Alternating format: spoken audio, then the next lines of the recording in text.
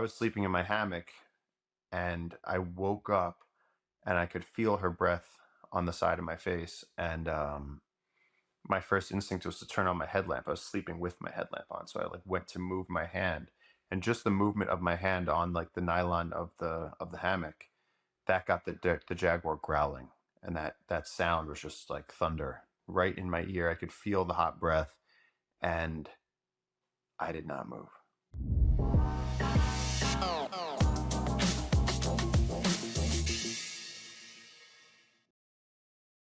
Welcome to another episode of What They Don't Tell Us.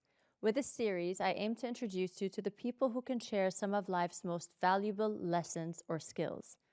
Through these conversations, I hope to help shift and shape your mindset while we make the unfamiliar familiar. And above all, I hope to spark your curiosity just enough to be able to find the courage or to help you find the courage to unlearn where needed. We all have the capability to change and grow, no matter our backgrounds, traditions, culture, or age. We just need the right tools and knowledge to help guide us. I'll do the best I can to be your voice by asking the right questions to the right people. There's always room for improvement, and I promise to always aim to do better as this show evolves. Today, we're diving into conversation with Paul Rosolie on what they don't tell us about the deepest part of the Amazon rainforest. Paul is a conservationist, author, filmmaker, and an amazing storyteller who dedicated his life to protecting the forest, its indigenous communities, and its uncountable number of living species. His organization, Jungle Keepers, now protects over 55,000 acres of threatened habitat in Western Amazonia. His first book, Mother of God, goes into extensive detail about his experiences and conservation efforts in the Amazon since he first visited at the age of 18. He then wrote his second book, The Girl and the Tiger, in 2019 when doing work in India. And his most recent work is a short film called Dark Green, where he travels alone to the heart of the Amazonian jungle in Peru in search of the last remaining wilderness on Earth. So without further ado, I'm thrilled to welcome my next guest, Paul Rosolie. Hey, Paul. How's it going? It's going. How are you? Good. Glad we could finally make this happen. Yeah, I mean, we've really been back and forth on this. I can never catch you, being in the Amazon and all. So it's kind of nice to see you in the city. All right, Paul. So I just want to get straight into this. When I read your memoir, honestly, all I would feel were two feelings. It's either I'm saying, oh shit, like literally, or I would be crying. Like near chapter Yeah. 18, I was honestly, literally crying. I don't cry when I'm reading a book. You cry usually on a movie, but I was honestly crying. And I was amazed. I was honestly amazed. I mean, maybe it's a personal thing as well because I'm obsessed with wildlife, obsessed with animals, and everything that you said and did was just glorious. So I just want to start off by saying that I absolutely I love what you're doing. I really, really Well, love it. thank you. And that's a big compliment because usually people don't cry from books. It's a tough one, right? But yeah, you got Yeah. me, honestly. And let's just take it back a notch, okay?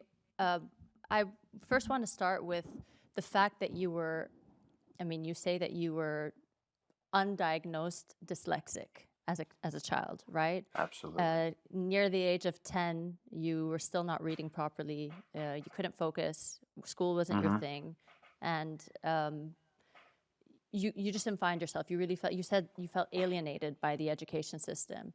And I love that. I mean, I find it fascinating the fact that you found something so amazing, such a big drive when it had nothing to do with what the education system teaches us. And that's why I have What They Don't Tell Us, this podcast, is because it literally is about what people are not talking about in schools, what they're not teaching us, what they're not telling us. And I love the fact that even coming from that difficult background, then you kind of found your thing.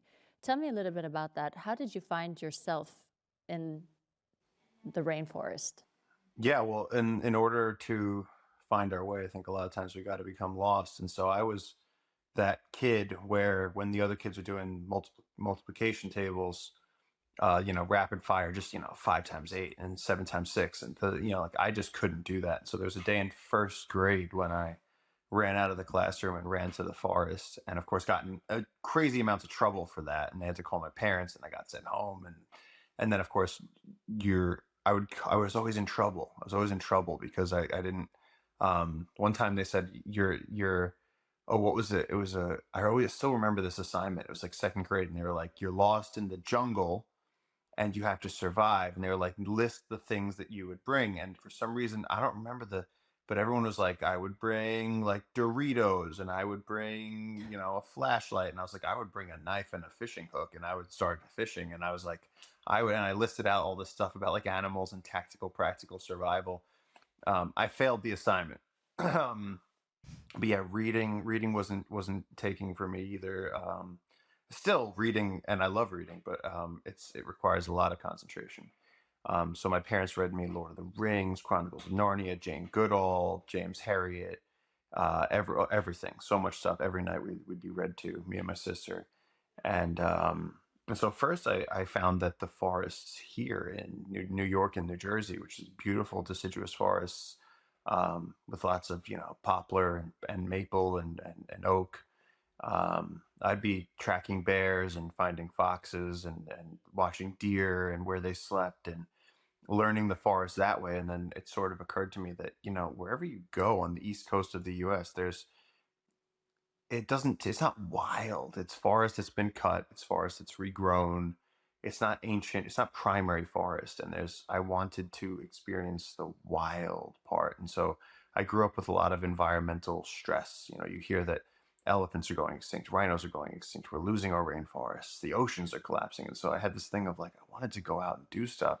And then you read books about, these people. You read like Jane Goodall went to Africa when she was just in her early 20s and started doing groundbreaking research on chimpanzees. And I was like, why am I stuck in a classroom being told that I'm not even allowed to go to the bathroom, getting in trouble all the time? So I talk about things you don't know. My incredible parents, my mom, in the US, we do 4 years of high school. I think generally you graduate around the age of 18. And they said, you can take your GED, which is a just test. It's one afternoon. You take your GED and they give you a high school diploma. There you skip 2 years of high school, 2 years of sitting at a desk, being in prison. And so I did that and I started college. I mean, really, school was prison for me. I absolutely hated every single second of it. Um, and so, yeah, so I skipped 2 years of high school, and then at some point somebody was holding a piece of wood in like a shop class. Maybe this is one good thing I got from school was that, um, and he said, "Oh, you guys should work with the pine over there. It's cheap and it's easy to cut." He said, "Don't mess with that piece of wood. That's some nice tropical hardwood." He goes, "They're probably deforesting the Amazon to get us that stuff." And I just held this piece of wood, and whether or not it was from the Amazon, who knows? But the idea that I could be touching something that was actually from the Amazon rainforest, like it was, like magical. It's like you told me it was from Mars or from Lord of the Rings. Like I was like, I was like, wait a second, I could actually go to this place. And then I started looking for research positions, and like the second I got to the jungle at 18 years old, it's like the beginning of Jurassic Park. I like looked up and like saw leafcutter ants and giant ancient trees and howler monkeys, and I just went, oh, it's like this is now the movie starts. The rest has all been an introduction. This is where life begins. I knew that that's where Yeah. I was supposed to be. I picked up on that when I mean, first of all, you're extremely very descriptive. You're an amazing storyteller. And I actually was thinking about you and how the fact that you said initially that you were dyslexic and you weren't good at reading and whatnot. And I figured, how did someone get so damn good at being so descriptive and being such a good storyteller, starting off that way? And I don't know, maybe correct me if I'm wrong, but I honestly thought that you were immersed in such sensory overload, like you put it, that you had to find your words. It's almost like the jungle kind of was your teacher. I mean, I don't know. Mm-hmm. It sounded like that to me. There's 100%. just so much going on that how many words in your vocabulary are you gonna possibly have to describe what you're seeing? It can't possibly be as many words as I have looking at the city around me. You know what I mean? So I honestly felt as if the Amazon kind of educated you and got you even a much more vast vocabulary, much better storyteller, and whatever else you're good at now. Is that something that is accurate, you would say? 100%. I think that, well, first of all, being read to, and this we kind of figured out, was that because my reading comprehension skills were so low that my auditory comprehension skills went really high to compensate. And so I verbally could handle everything. So if you asked me to write an essay, my spelling would all be off, my punctuation would all be off, but my storytelling would be good. And so I had the form but not the details. And so in the jungle, what happened was I was so amazed by the things I was seeing that I wanted to share it with people. I wanted people to know, you know, what the clouds looked like and what the air smelled like. And I really, it mattered to me that people understood how far from civilization we were. And so I started writing these essays, because when you tell a story at a party or you tell a story in a group of friends, people interject, there's jokes, there's, you never quite get it the way you want it. And for me, I wanted people to know, you know, we were so far from civilization. We were out in the middle of the rainforest. You can't just go there on your own. You got to make friends with the locals and go past the last village. And when you're all the way out there in this really remote place, there's animals that don't exist anywhere else. And so you got to learn to set it up and give people that context so that they understand the gravity of what you're saying. Um, Yeah. and so yeah, and it really did force me to start just jotting these things down. And then even then, I didn't think like, oh, I'm going to go write a book. I was like 22 when I started doing this. And then um, I just started printing it out, making these little packets of like 12 pages and being like, well, here's a story. And I just like, I don't know why. It's kind of funny looking back at it. Like, and then people, family and friends were just like, you should write a book. And I was like, that's funny. I was like, I failed school. And then now I'm writing my third book. And there's actually a textbook in the UK that has one of my essays that I wrote for National Geographic Traveler. So weird. That's Kid that couldn't awesome. do school, now I'm in a textbook. Right? That's Yeah. awesome. Really, that's really awesome. I didn't get around to reading your second book, the Girl and the Tiger. What is it Hmm. called? The girl. The Girl and the Yeah. Tiger. It was it, but I was curious because I started it and I was like 30 minutes in, and then I wasn't sure if it was based on a true story or not. But then I read that this was actually based on a girl that called you when she found three cubs, Yeah. and the whole Yeah. thing was true. Totally based on a true story. Based on a true story. There really was someone that called me. Someone that had sort of been a student of mine, and she had called me and been like, "Hey, you're the wildlife guy. I know you protect the Amazon.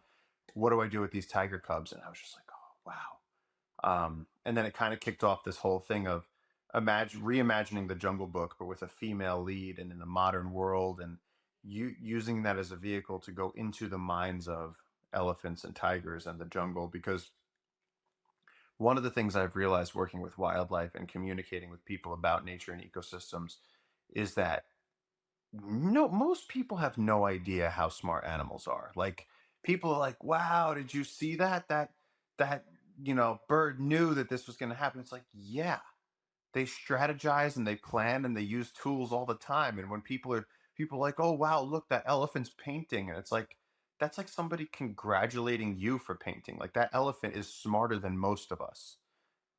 Period. Period. And it's a different type of intelligence. And I think also because I can look at somebody who's a math brain and go, wow, you understand spreadsheets and statistics and math on a level that literally I can't see it. It's a rainbow to a dog. Like, I have no idea how you're coming up with these facts and figures. I look at a spreadsheet and I see garbage. Um, but so there's different types of intelligence. Whereas if you told me to convey the emotion of a moment and I could craft that into writing, into a story, or into video. So I understand different types of intelligence. But if you took a naked human with no tools and dropped them in a forest and put them right next to an elephant, the elephant's going to be fine and the human is going to die. And that's because the elephant is smart and they know how to find water and they know how to communicate with other elephants through seismic vibration. And their smell is thousands of times as powerful as ours is. They actually have olfactory vision. They can tell the difference between a jar that has 100 sunflower seeds in it and a jar that has 117 sunflower seeds in it. And they'll always grab the one that has more because they can actually sort of visualize smell in a way that we can't even imagine that stuff. We're like, it smells good, smells bad, I smell pizza. Like, we're morons compared to them. Yeah. Like, Yeah. I mean, I think what's worse than questioning an animal's intelligence, it's questioning the fact of whether they have an emotion or not. Like they have Yeah. feelings. Like if we're in Yeah. 2023, dude. I mean, who still asks that question? And how are you surprised? Yeah. It's absurd to me when I get that. Oh my God, did you see this Instagram video where I don't know, the parrot was like affectionate toward yeah, Yeah. yeah, the parrot was Yeah. affectionate, and why are we surprised? And people, I feel like a lot of people are detached from the idea that animals have emotions, and that's, I think, the saddest part, because I feel like they have a much stronger sense of emotion than a lot of people I know, at least. So, Well, no, um, there's actually, it was proven in some of the higher order animals, they actually might experience emotion more intensely than we do. And if you let that like sink in, it's like their brains are made up differently. They might experience heartbreak differently. We've all heard of, things where like, oh, there's two dogs and one dies and then the other one dies. Or elephants mm, that are grieving for generations and carrying around bones of their ancestors. These they have, I mean, elephants have this massive brain, and and memory, there's right? and their memory is unbelievable. And so like when you're around an elephant, they're not, you know you see this big animal and you see it just like eating grass and you're like, oh, yeah. But if you go to like a breakfast place in the United States and look at people eating, you could also just be like, oh, look at those animals just putting food in their mouth. You don't realize what's going through these animals' heads, and the decisions that they're making. They it is kind of comical that people still, there's like like you said, there's those videos on the internet where they'll be like, it seems like this animal was showing emotions, and it's like, and you're surprised because what? Yeah, I don't get it. yeah. So let's dive into you and the Amazon. Okay. So a Sure. lot of things I want to touch on. I know we just have an hour, but I'm just amazed. I'm really amazed. So, firstly, there were two parts where you had an encounter, or you mentioned of an encounter with Jaguar. Hmm. The first one was when you were on your own, right, in your hammock, and then you kind of felt a Jaguar breathing behind you. Was it a Jaguar, right? Yep. Yeah. Yep. So I'll allow you to elaborate on that. And then there was that second one. That's the second one, which honestly brought me to tears. It shattered me. Just the Yeah. idea, because I just felt like if I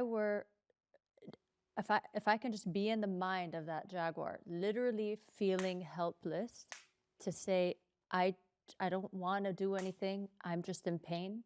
I mean, just the thought of it, I don't even, I Hmm. mean, I'm really getting goosebumps. I don't even want to, like, I'll let you elaborate, but I would love for you to kind of go into detail about what you felt in both those moments, and how special was it for you to have, I don't want to say special for the second part, but how Hmm. really special and truly special was it for you to be that close to an experience with a Jaguar with two very different perspectives, or two in two different scenarios, let's say. The first one was, I was camping and I had started, the locals had sort of jokingly challenged me to go out into the jungle by myself and see if I could survive. And I at first started doing this just around camp, and then I started doing it in ways that could kill you, like way out there. And the Amazon is so vast that if you make a wrong turn, even if you're close to camp, you can get so lost that you can't make it back.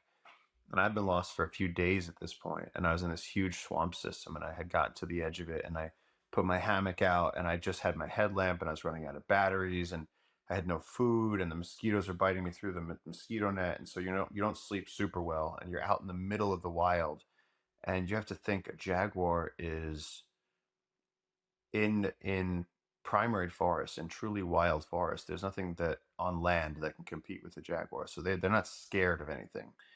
And so it's funny because as these stories have come up, as I've been describing them in my book or on podcasts, there's so many people commenting about how they're like, "Oh, there's no way that this happened," and it just shows how people are so used to their lives that they live inside of an air conditioned box, because it's not such an amazing thing for a jaguar to feel completely comfortable going and checking out anything that's in its environment. So I was sleeping there in the middle of the night, and of course, we don't have night vision. They do. They have a tapetum lucidum, and that allows them to see at night, which most mammals, except for the primates, have.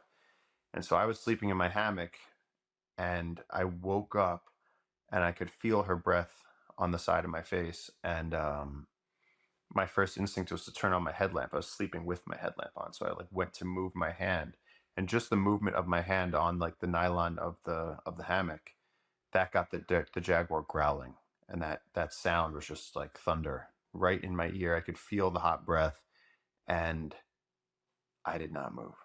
I just stopped moving. That was the only thing that you could do in that situation, because there was fear, and then after some time, when the jaguar didn't move, I realized that I could hear her sniffing me. I could hear her just investigating, and I said, "Okay, she's just curious.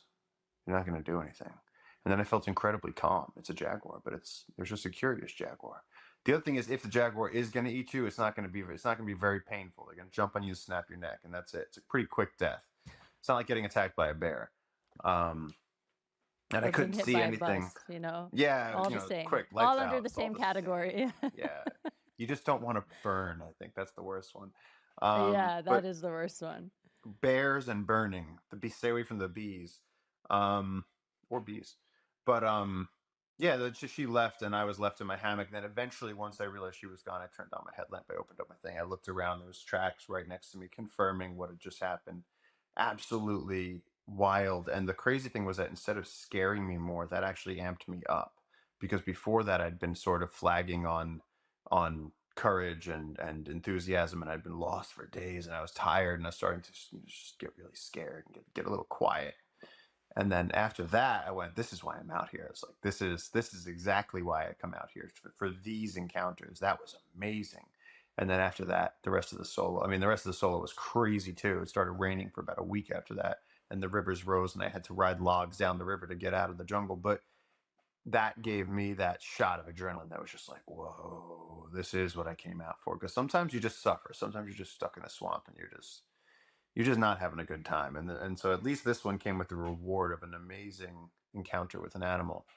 And then the other one was very different than that. The other one was, I was out with some guys who were poaching. They were at the edge of a national reserve, and from their boat they had shot a jaguar, and we didn't see it when they shot it, but then they sort of I sort of ended up going up this cliff face with them to look for it, and we were following blood splatter and sort of tracking the jaguar. And as they were looking for the jaguar with their guns, I was acting like I was helping them, but what I was really doing was stepping on any tracks I saw to cover up where the jaguar had been. And so they just they were on their own trail going this way, and I had gone over to the right. And at the top of the cliff there were these like little cave areas where the water or the sand or the wind had eroded, and so there's just this little area with vegetation hanging over it. And I moved the vegetation, and the jaguar was right in there, and she was looking right into my eyes with those incredibly golden eyes, and she's just breathing, and she was injured, and she was bleeding, and she just looked at me and communicated to me, and it was just, "Please, no." She's just like, "I got nothing, do not." And I just let the vegetation back over, and I stepped away from that. And then right at that moment, like, the hunters were like, "Hey, did you see anything?" And I was like, "There's nothing over here. Let's go that way." And we just went the other way, and we left her. And I have no idea. I have no way of knowing if she survived. I have no idea.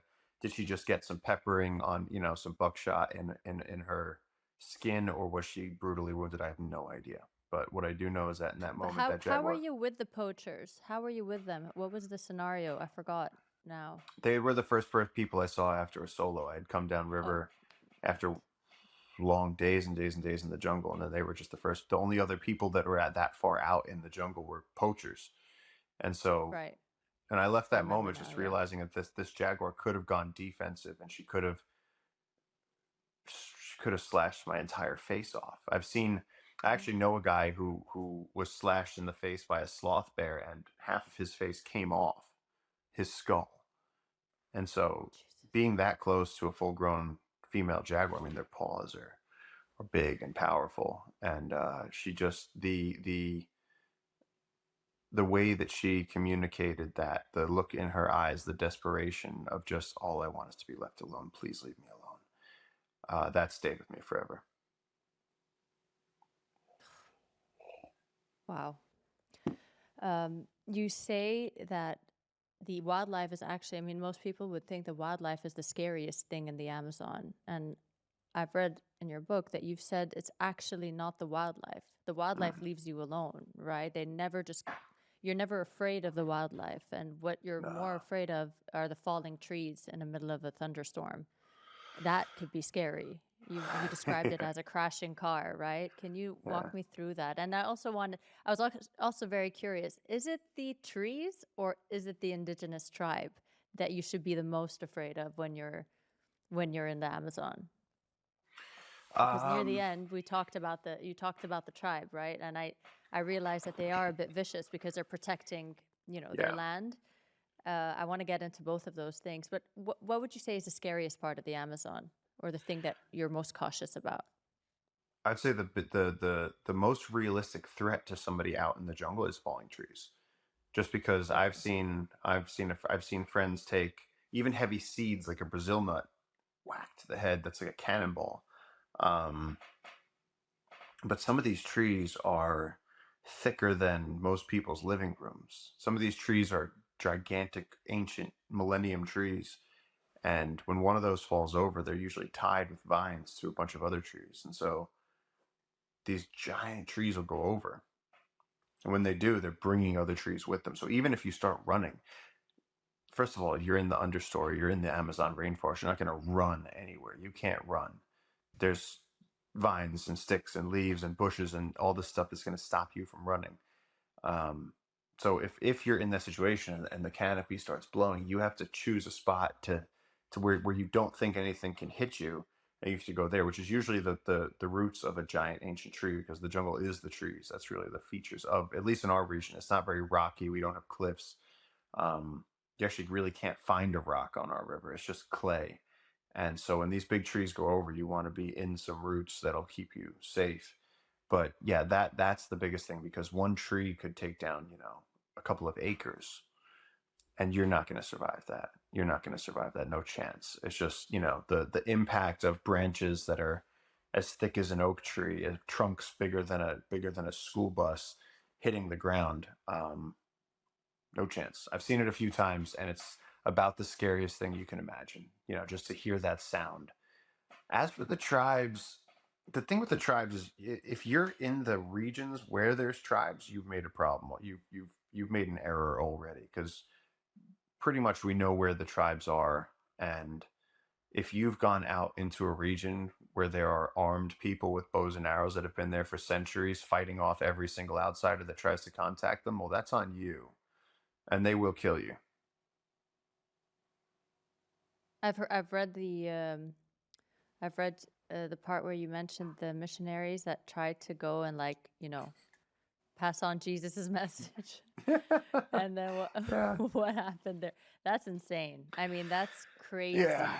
Yeah, I might be a bad person, but I Really love this crazy. story. Yeah, no, this one's crazy. These missionaries, I forget the exact details, but they had gone and they landed a float plane on the river, and there was this uncontacted tribe, and they said, "Hello, we are the missionaries, and you need to know all about Jesus." And they I think they put shirts on them, and they took the chief up for a round in the plane, and then landed it back down. And this tribe was like, "We never saw a plane. We never saw white people. We never."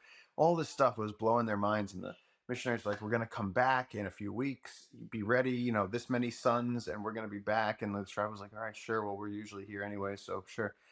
Missionaries leave, come back, and they brought more stuff. They brought all sorts of gifts from the outside, where they thought this was, tons of fun to show them the outside world. And then what happened was, They one of brought the photos, right? yeah, that was the problem. They Was brought a photo, and they showed them the tribe a photo, and the people looked at the photo and were like, "There's humans here, but there's no humans behind here." And then they showed it to the chief, and the chief was like, this this is black magic. This is the devil. Kill everybody." And so they killed everybody. And then they found the bodies of six missionaries strewn across the river, and their plane was floating on the water. And the coolest part of the story is that then, decades later, as roads came in and people contacted this formerly uncontacted tribe and they learned Spanish, they were able to be interviewed about those events years later. The same people. And they said, "Why did you kill those missionaries?" And they said, "We didn't know." They said they showed up in a giant metal bird machine, and they had holographic photos. They had images of humans with no images of with no real humans. They said we thought this must be something dangerous to us, and so instead of putting ourselves at risk, we decided to kill them. Oof. Yeah, It's just crazy. It's crazy. I yeah. mean, and I don't really blame them, I would say. No, I mean, no, no, no. where how can you, right? I mean, you cannot just enforce. I mean, think about it. If aliens came to us now and they're like, "Okay, so here's my spaceship. Let's get into the UFO and this is what we have." I mean, you're just going to be like, what?" You're going to try to protect Yeah, yourself this in some shape or form. yeah, and I think that that's what's very interesting there is that there's a relic left over from times past, and I think that when you look at history, humans are so brutal to each other, and when these tribes isolated and cut off from whatever other tribes that they may have been interacting with, it was during the rubber boom. It was during a period where northern countries had come down and they were enslaving the locals and making them get rubber for hoses and gaskets for the Industrial Revolution, and they it was one of the worst genocides on our planet in history because they really just burned these villages and said anybody that wants to survive, you're going out in the jungle and you're going to work all day till you drop and you're going to bring us all the rubber because the rubber trees are out in the jungle.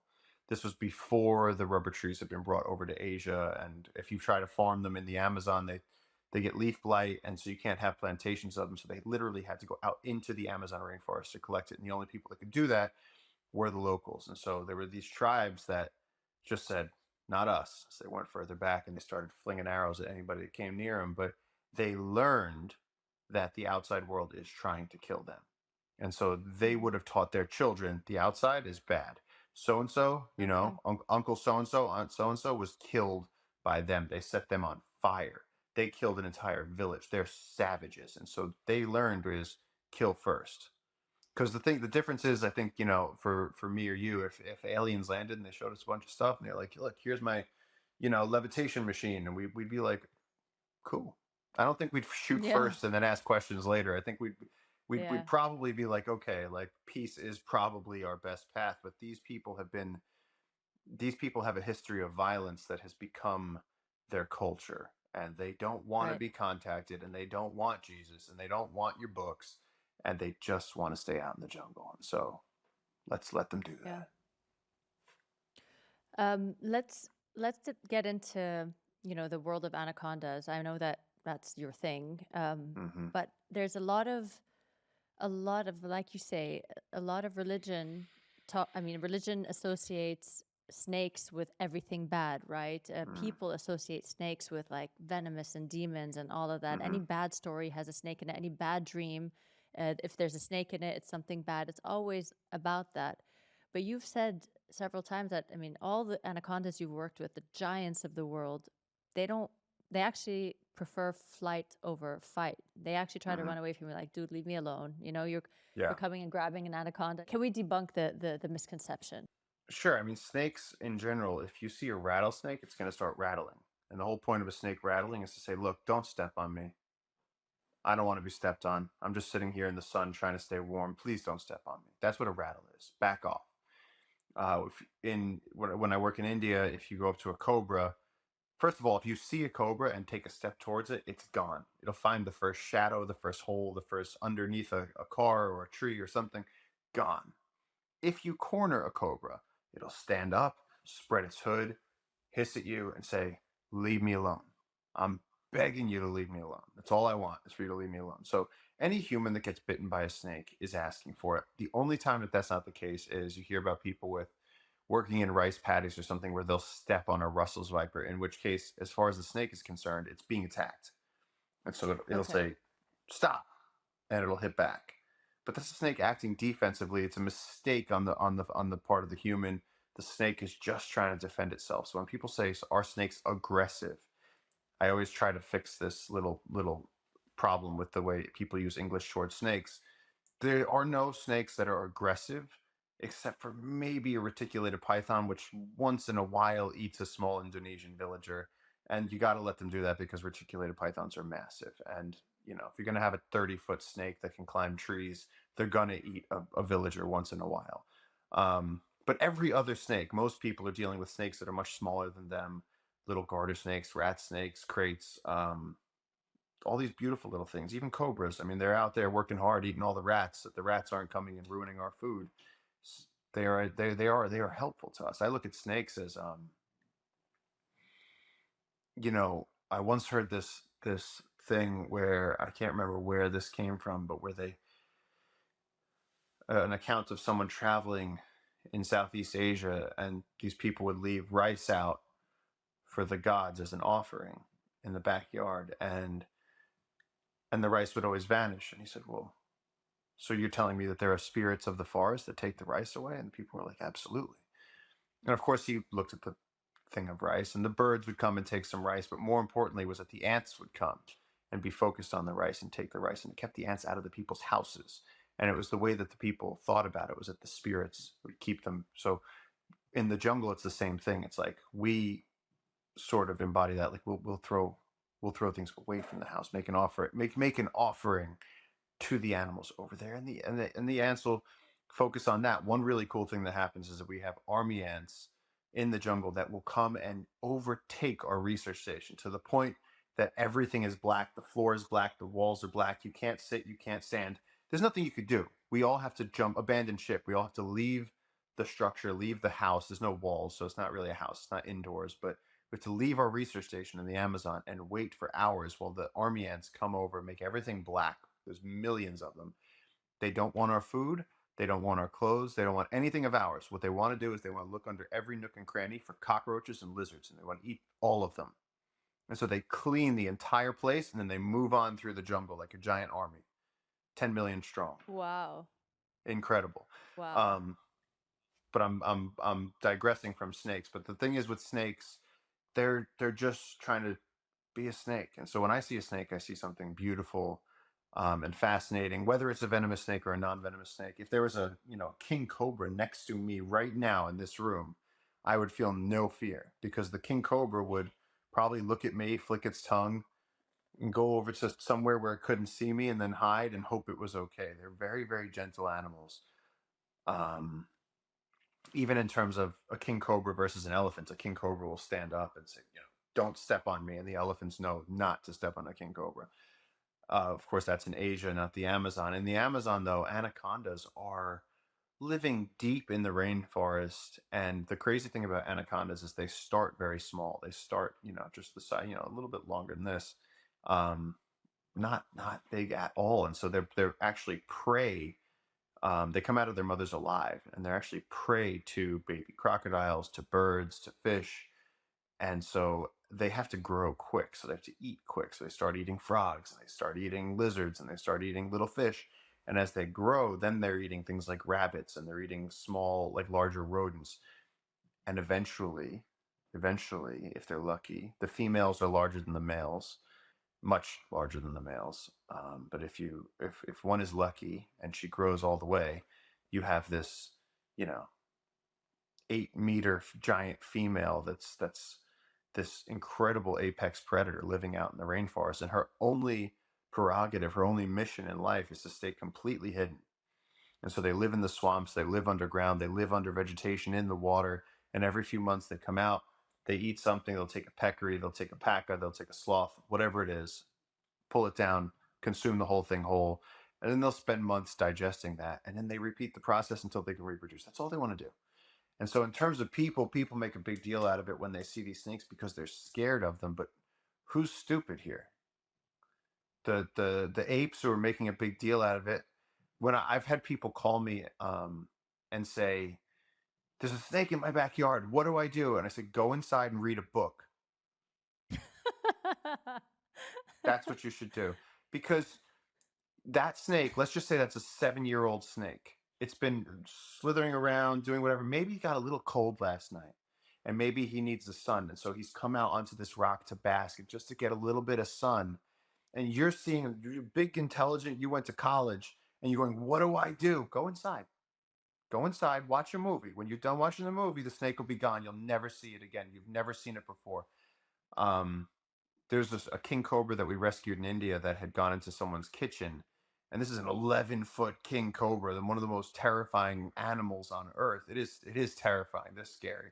But they're scary because they're so impressive. And the thing was thirsty. we took a bottle of water, and he stood up and he was, don't touch me, you better back off. He was just defending himself from all these humans. And then one guy went and just poured a bottle of water right over his head, and the snake just go, go, go. You could just see the snake just drinking. He was so thirsty, so he'd gone into the kitchen looking for water. And so it's just, again, Oof. it's just us being silly monkeys and not understanding that the poor little snake just wants to go do what he's doing. Then he's gonna go eat rats for Right. us. In the Right. case of a king cobra, they're Wow. gonna go eat other snakes. Um, let's talk about. I mean, I was really touched by your relationships built in the Amazon, especially with JJ and Santiago, his father. Correct? That's his Mm-hmm. name. Mm-hmm. Re- God bless his soul. He passed away, right? Yes, he did, but he did it in style, so no harm. In a barbecue. In a Yeah. barbecue, just passed out. That's the best way to go, right? I mean, that is the best way to go, to just be around friends and family, take a nap, and then that's it. Yeah. He was surrounded by friends and Mm. family, healthy, well into his 80s, and he sat there going up the river, smoked a cigarette, looked around, nudged his grandson, put his head down, and conked off. That's about as good as it could go. Wow. Yeah. 100%. And I mean, he was the one that encouraged you, right, to go to what did you call it? The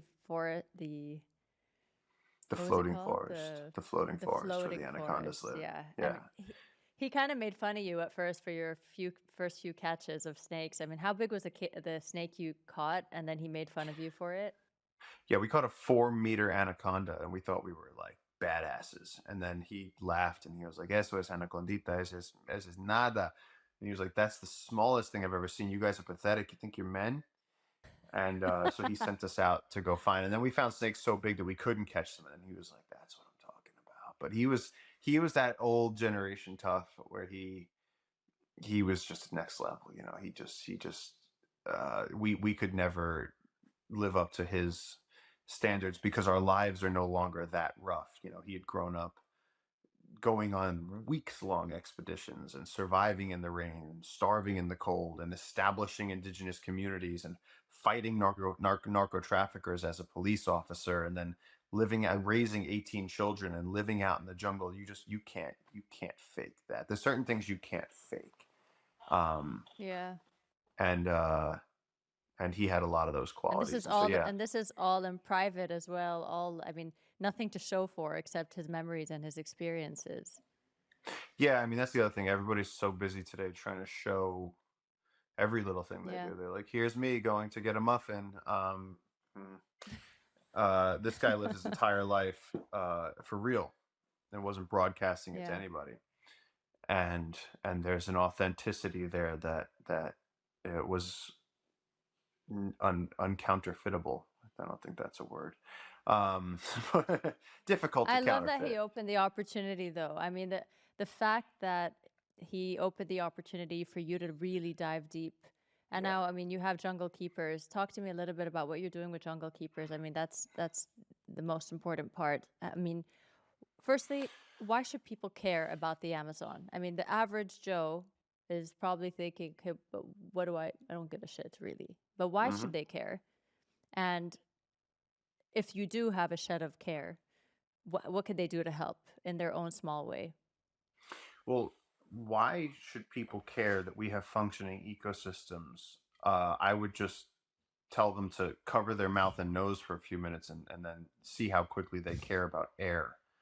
Um, we humans, it's this weird thing now. We've forgotten because I think it's about 50%, probably more now. 50% of people on Earth live in cities, and so we get our produce and meat and food from a grocery store where it's been brought to us. We don't have to go out into nature. We don't have to go out into the field. We haven't put our hands into the soil and pulled up potatoes, or gone out into a forest and hunted. And now we even have people that are so deluded that they're like, hunting is bad and evil. Is it? Or is it how human beings got here?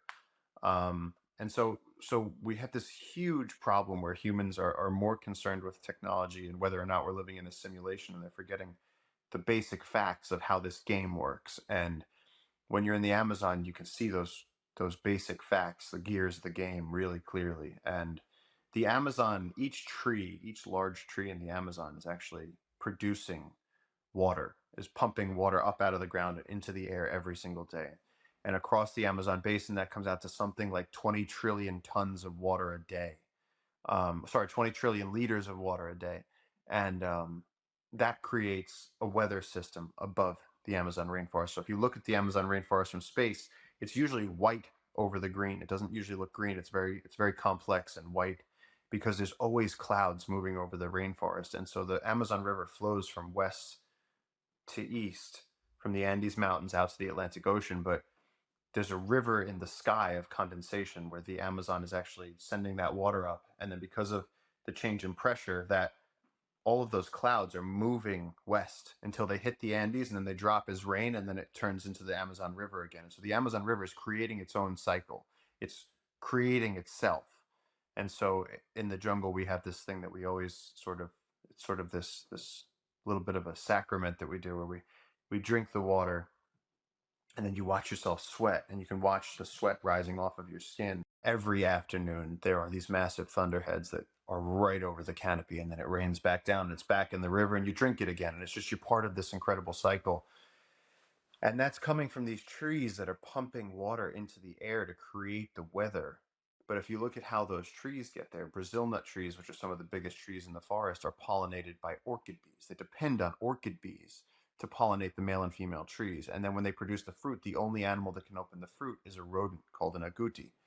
And so the trees are wholly dependent on the animals. If a howler monkey eats a bunch of ficus fruit and then gets eaten by a harpy eagle, it's going to get carried to another part of the forest, and then those seeds are going there. So all these animals are engineering this forest, and that forest is creating the weather. So there's this relationship between the biosphere and our atmosphere. And whether you live in New York or Tokyo or Bangalore, it doesn't matter because the global weather system depends on all of this stuff down to the leafcutter ant level. And so that's why we need to protect this forest. It goes down to the fact that we've lost about 17 to 20% of the Amazon rainforest to date.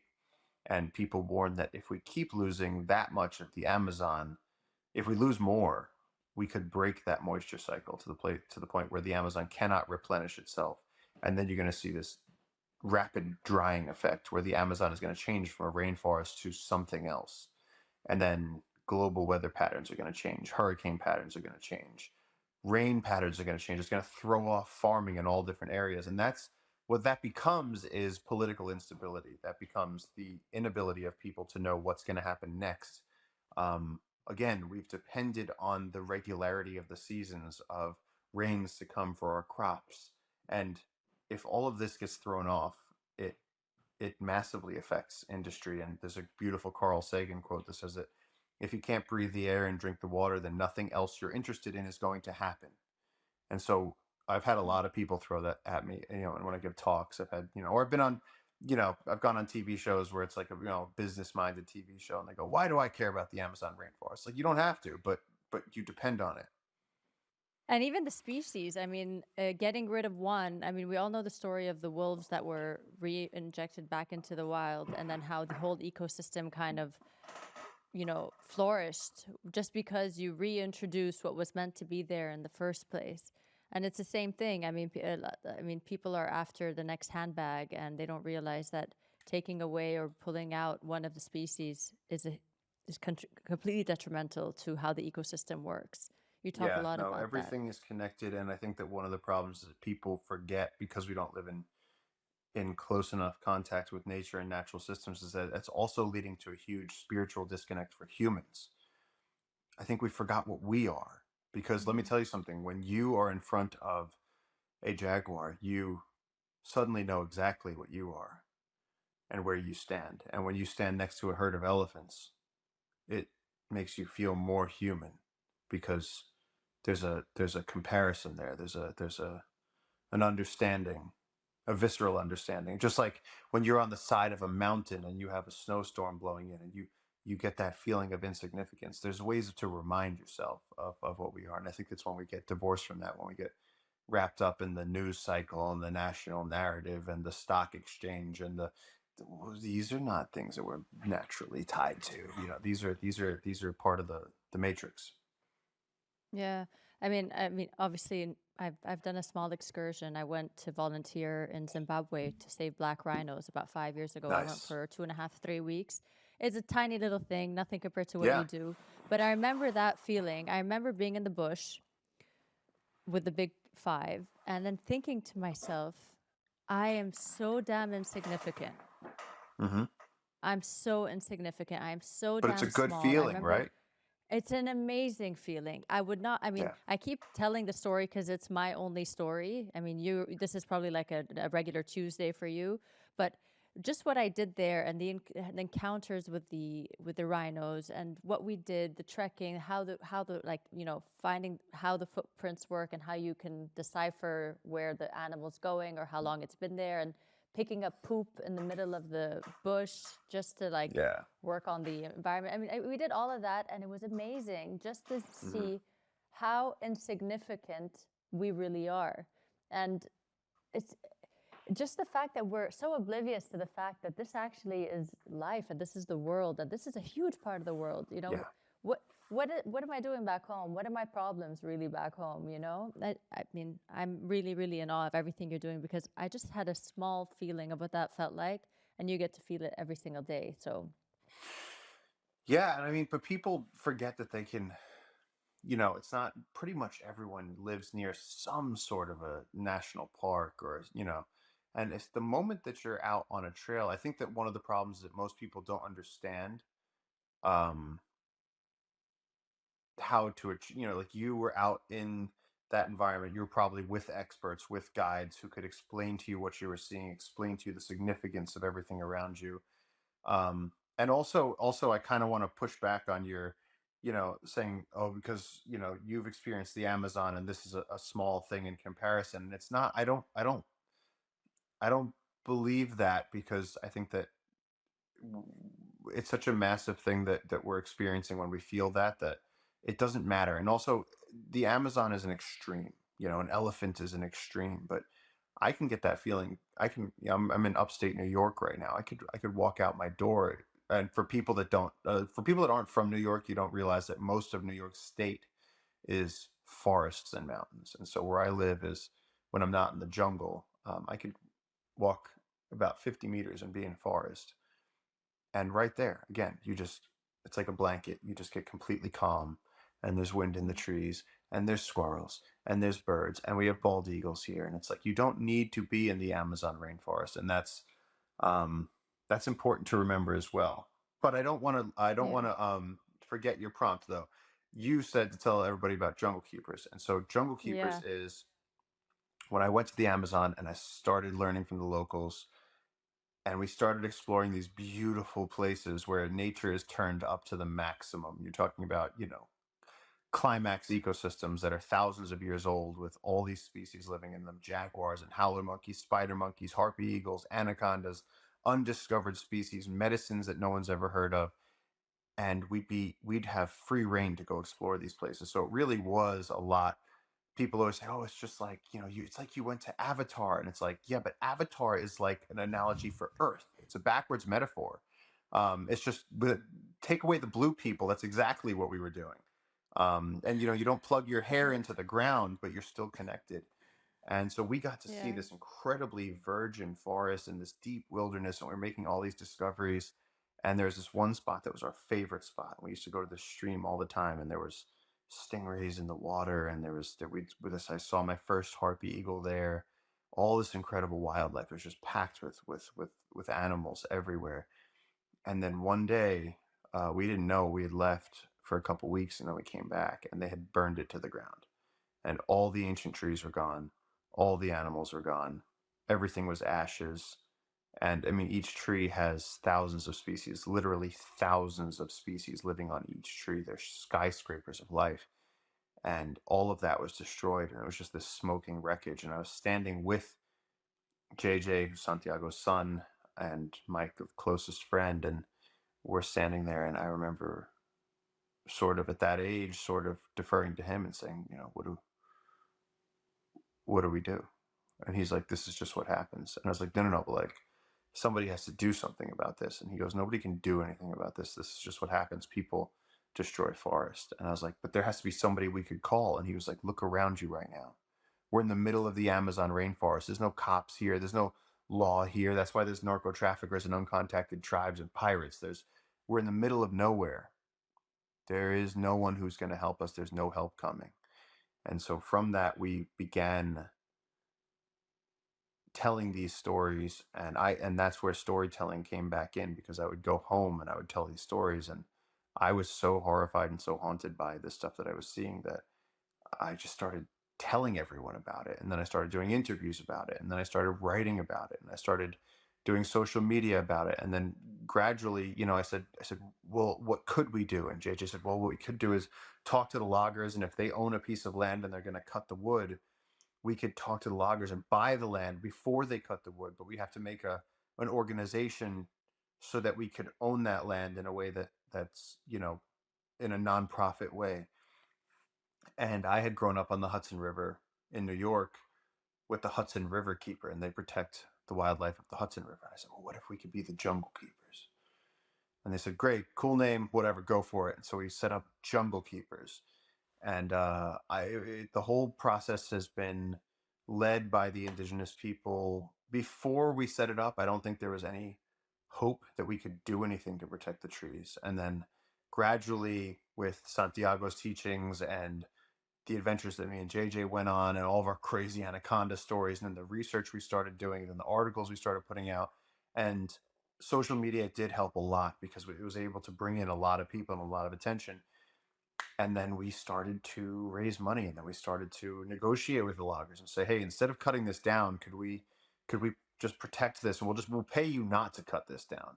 And then half of the loggers would say, well, we hate being loggers anyway. It's dangerous and it doesn't pay any money. And they would help us. And then we'd say, well, look, can you just be a ranger? So now we have a team We'll of pay you rangers that used to instead. be. That's cool. Yeah. And so now we have a team of rangers and of ex-loggers and gold miners that are now rangers and that patrol the same forests. And so now it's starting to hit the next generation, where children and teenagers in the local indigenous communities, the only people out in this backwoods remote region of the Amazon that have actual jobs are rangers. Everyone else is a logger or a gold miner or a poacher. And then you have our rangers walking around with jungle keepers, on their chest, and they're driving the boat, and they're making sure everything's okay, and they have health insurance, and they can take care of their family, and it's a whole different, it changed the game. And so we've had huge success with this. And so now we're protecting 50,000 acres of rainforest. And pretty soon we might even be protecting more like 150,000 acres if we can negotiate some new land contracts. And the amount of species contained in there, there's millions of wild animal heartbeats. When you get up somewhere high and you look out over the jungle, each tree has thousands of species on it. So when you look out over 50,000 acres, there's untold amounts of wildlife existing in there, species we've never seen before, medicines that are undiscovered. It's just primary lush rainforest, and that's so important to protect. And if we weren't protecting it, it would be burned to the ground. So it's been an incredible journey doing this with the local people as well as people from all over the world. Our team has come together and just become this amazing um, alloy of different skill sets. And of course, there's me and the local guys who, we have like bare feet and machetes, and, we were good in the jungle. But then you need those people who are good with spreadsheets and web design and outreach and communications and advertising to Of go do all the course. other stuff and to bring it all in. I mean, I can go and tell stories all day long, but without my team to help us actually take in donations and to make a good website and to interface with potential donors and clients, I'm useless Yeah. at all that. So yeah, I'm going to help with that push as well. I mean, I'm going to leave all the details. I'm just so that'd be great. impressed with everything you're doing, Paul, really. And I Thank really you. appreciate your time to explain all of this. If I could take 3 hours of your time, I would. There's so much. I mean, if you haven't, guys, read his damn book. The memoir is just out of this world. And Juggle Keepers, I'll put all the mentions and the tags at the end of this video.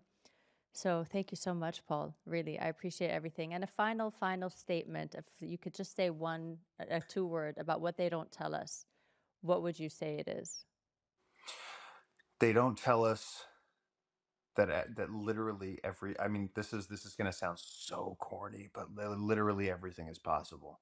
I mean, we stood in the middle of the Amazon rainforest and said, we're going to take on the global complex of modern destruction for nature, and we're going to stop it. And we made a stand and we started doing it. And even that, I mean, back up to being a kid dreaming of going to the rainforest, it's literally whatever you can put your heart into is possible, especially if it's something good. And I think that we're at a point in history right now that is the most important moment in history, because there's been world wars, there's been great famines, but never before has there been a unifying issue as a global society that affects every single one of us and our grandchildren and all the future generations. Because if we don't figure out this environment problem now, in terms of our oceans, our rainforests, our wildlife, if we can just figure this out now and find a way to live somewhat holistically with nature, with some sort of balance, then we've fixed that problem. But we're either the generation that's going to fix it forever, or we're the generation that's going to ruin it forever. And so we are at Agreed. the crux of history. We're at the most important point. And I think that everybody needs to know that, because whether it's the Amazon rainforest or it's your backyard, people in New York, where I'm from, are planting local flower species and local plant species so that indigenous, native, endemic bird species, hummingbirds, butterflies, insects can thrive here. Encourage, instead of just planting lawns, there's things that everybody could do in their backyard. It's not, you don't have to go to the Amazon or go track black rhinos to go, be some sort of conservation hero. There's literally nature and wildlife in our cities. And so everybody can be part of this. It's just a matter of finding out what you can do and then taking those small steps. So I really appreciate you taking the time to get this message out there, because it means so much right now. So I think that's a Of very course. important thing to share with people. Thank you, Paul. Thank you so much for your time. Thank you, Tracy. Thanks so much.